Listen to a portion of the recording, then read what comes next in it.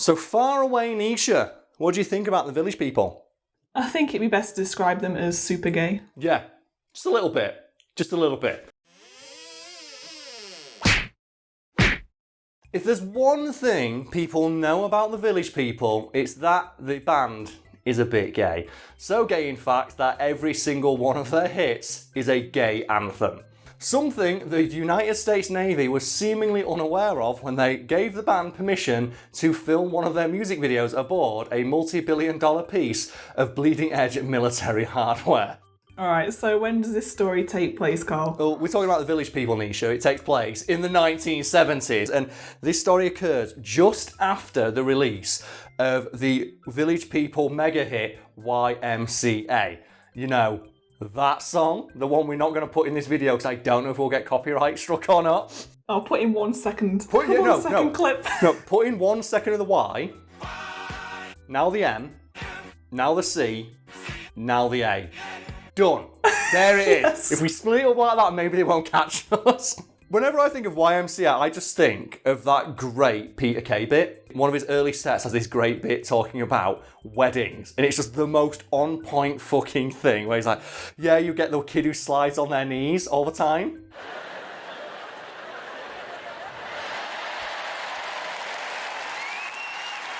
And then he says that then it happens. You get that moment, and like YMCA starts playing over the tannoy in the theatre, and he just goes and looks directly at this like, oh, and everybody who's been to a Northern wedding knows that that moment happens every time. Yeah, I think like weddings and stuff like that, you always get the songs, like the chart songs to ease you in, and then by like 11 p.m, you get the disco anthems. Fucking stuff too like right, you do. Macarena. The Macarena, Agadoo, YMCA, it's like all the big old hits that everybody, like, all the hits that people say they hate, but absolutely fucking dance to when they come on. But, like, you know, to bring it back to the Village People, the band is self-admittedly one of the gayest bands of all time, as we'll get to in a moment. To such an extent, it is impossible to not see a police officer, Native American, soldier, biker, and sailor stood next to each other without assuming they're a little bit gay. For people wondering, like, why do the Village People, like, dress like that? I've written an article for today I found out which was turned into a video, so you can see a full explanation of that. Narrated by Simon Whistler, but the short version is that each of the Village People's outfits is representative of a hyper-macho aspect of American culture. A certain subset of gay men in the 1970s found all kinds of hot. And the story goes that the guy who founded the Village People literally saw a guy dressed like a Native American war chief, followed him into a bar where he started dancing on the bar as people threw fucking coins at him, while a guy dressed like a cowboy and a guy dressed like a builder and a soldier were stood nearby watching it happen. He went, I should make a band where that combines all of this. When I researched that story, I was like in disbelief that it happened.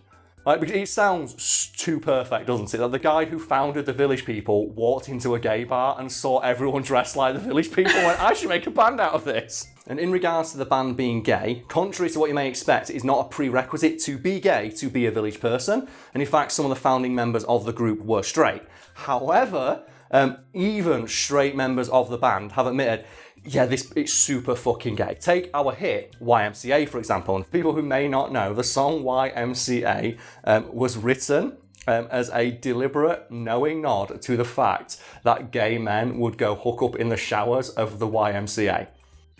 And the lyrics, I didn't know that. Yeah, and the lyrics are dripping with double entendres, so on the nose they could only have been written by someone wearing boxing gloves. And Nisha, you said there that you didn't know that. I thought it was just about people going to stay at like a hotel or something. And have a good time with all their like-minded buff male friends. Think about it for a moment. Just think, you can get clean and have a good time as these buff men are gyrating and inviting you to join them. That is true. Think about it for a moment. But like Nisha, you're not alone, because a lot of people in the 1970s also didn't know that the song was a deliberate allusion to that practice, including the YMCA, who used it as a marketing tool, despite the fact the YMCA is historically quite against people being gay and hates that association. members of the Village People reportedly find it so funny that people don't think they're gay, and that they have people who are like vehemently anti-gay dancing to their music at weddings and stuff. They love it. So if we're bringing it back to the main part of the article, yes. What is this about the Navy? Well, as I briefly mentioned, the song YMCA was used by the actual YMCA, the United States Navy, who at the time were struggling to recruit people, saw that and went, don't this band have a song about being in the Navy? And so, yeah, they do. It's called In the Navy. Funnily enough. It's a song about the Navy. And folks at home, just keep in mind everything we just talked about the YMCA song. And the YMCA song means super gay. And it being about going to the YMCA to have sex with some dudes. What do you think the song In the Navy is about? Anyway, keep that in mind as we discuss what we're about to discuss. So the Navy reached out to the Village People. It wasn't the other way around. This is what makes this story so funny. They reached out to the Village People and asked them, could we use the song In the Navy for a recruitment ad? To which the Village People responded, sure. Could we use a battleship to film the music video for the song? And the Navy went, yeah, that sounds like a good deal. Does the USS Reasoner sound any good? And the Village were like, yeah, we'll record a music video aboard the USS Reasoner, why the fuck not? Alright, so what happened? The band recorded the music video, a clip of which you can see here.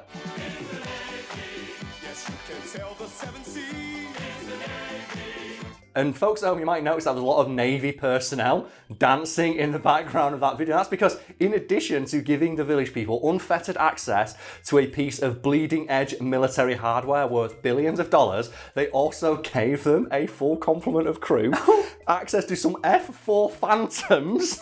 And then on top of that, for shits and giggles, they also made every person in the band an honorary member of the Navy, meaning the Village People were literally in the Navy. So yeah, we've seen the music video, but can we see the advert? No, we can't, Nisha, because it never got made. And the story goes that when the song In the Navy was put forward as a prospective song to use in recruitment ads, someone high up went, why are you using a gay song to advertise the Navy? To which the person reportedly responded, what do you mean? It's like, the Village People are gay, this is a gay song. And folks at home are probably well aware there is a long-standing association between the Navy and being gay that the Navy reportedly doesn't like. Which I would like to counter by once again showing a clip from In the Navy featuring members of the Navy, remember?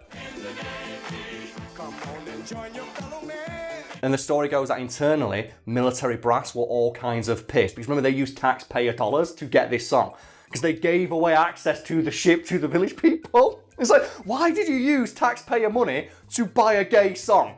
Why did you do this? Because it's awesome. Because it's awesome, it is awesome. And this story gets just a little bit better because the Navy has steadfastly refused to ever admit that such a deal took place and has denied that they ever planned to use In the Navy in recruiting ads, and have even gone as far to say they have never had any official communication with the band, which is incredible when you consider there is literal video evidence of every member of the band gyrating on the deck of one of their ships. You couldn't make this stuff up. Something that I hope was clear from my tone throughout this video that I'll clarify now is I'm not laughing about the band being gay. I'm laughing at people who don't like gay people not realising the band is gay and then trying to embrace the music, and it's really funny. It's like the thing we've talked about on the channel before of those super macho men who insist, no, I'm straight, I'm not gay, buying things that make them look super gay. Like we talked about the tactical diaper pouch before, which is clearly designed and intended for men who exude what is known as small dick energy to show that they're 100% straight, because you can't carry around like, a frilly diaper bag, the things that cover your baby's shit-covered ass. And what makes this tactical diaper bag so funny is that it comes with a patch on it that says daddy. And I don't know about you, Nisha, but I can't think of many things gayer than a man wearing a military tactical pouch that says daddy on it. Because all the ads show a big buff guy with a beard with daddy written on it. It's like, yeah, I can see it. He definitely looks... It's so funny. Every time it happens, it's hilarious. So I'm wearing a t-shirt right now with She-Ra on it, which I fucking love. Go watch She-Ra. And like when the show was announced, you had weird men online talking about, oh, they're ruining She-Ra. It's like, you didn't fucking watch She-Ra. It was a show explicitly made for little fucking girls. You wouldn't have watched that shit. And there's a great interview with, I think, the writer of She-Ra, where she was asked, so what inspired the making of this show? And she just went, the gay agenda. Like, sarcastically, and then people took that as her being serious. Like, they're trying to make your kids gay with this really good show that's wholesome and has great fucking characters in it. Oh my God. What? That annoys me is when people say, oh, certain things will make your child gay. It's like, oh my God, shut up. It's something me and Lucas have talked about a lot. Nisha, can you confirm that Lucas is quite a flamboyant individual? I'd say so, yeah. He walks around with bright pink hair, but he has talked to me about on multiple occasions. He's had people call him gay, and he's like, okay. And they just don't know how to deal with the fact that you don't see it as an insult. It's like, why would I give a shit? And it reminds me a little bit of one of my favourite Reddit threads of all time, which is just, men of Reddit, what is the weirdest thing another man has told you is gay?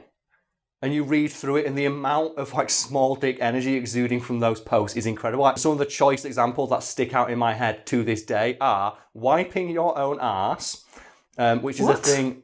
I'm not making this up. This is a thing, like Nisha. There is a small subset of men out there who think wiping their own arse is gay because you are touching a bum. Oh my God. And I have read and heard countless testimonials from women who are like, my boyfriend doesn't wipe his arse. It's fucking infuriating. Oh, that's disgusting. And the other one, this is one I've personally experienced, is moisturising. So I moisturise every day. I have you might not be able to tell because I'm washed out because of the lights. I moisturise every day. I drink like 2 litres of water. I take lots of supplements. And I have had someone like go, you do that, dear? And it happened to me while I was in like a queue at Boots, just buying some moisturiser, and just like unannounced, a guy looked at it and went, huh. And God bless the guy behind the counter, who I'm going to describe as a flamboyantly gay man with immaculate posture, so everyone can picture him in their heads, who just said to me, ignore him, darling. If you use this stuff, you'll look 30 when you're 40 and be able to sleep with 20-year-olds. And I just went, fucking thank you. And just walked off. So yes, so good. I love it. That was amazing. And I was like, thank you, wholesome stranger. I will take that advice. I will moisturise every day. And I look at the person behind me, it's like, he's going to look so shit in 10 years. It reminds me a little bit of a great skit where it's a bunch of gay guys saying, look, straight guys, just stop. Stop making fun of us or we'll turn straight and fuck all your girlfriends. Oh my God. Like, because we're in great shape, we're great listeners. Like, we take care of ourselves, you don't do any of that. Stop it, we'll turn straight and fuck all your girlfriends. And I just love that approach of shutting down homophobia by just telling them, look, if we were straight, you wouldn't have a fucking chance, so you better be glad that we're gay. Stop it. It's great.